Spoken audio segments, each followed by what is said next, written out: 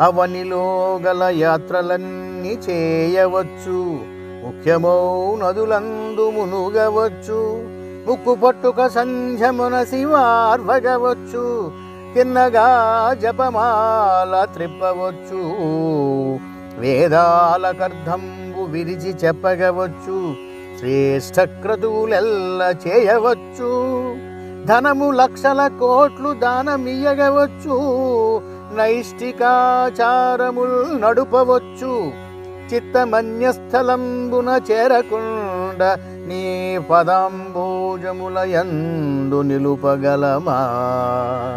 భూషణ వికాస శ్రీధర్మపుర నివాస, దుష్ట సంహార నరసింహ దురిత దూరా. భూషణ వికాస శ్రీధర్మపుర నివాస, దుష్ట సంహార నరసింహ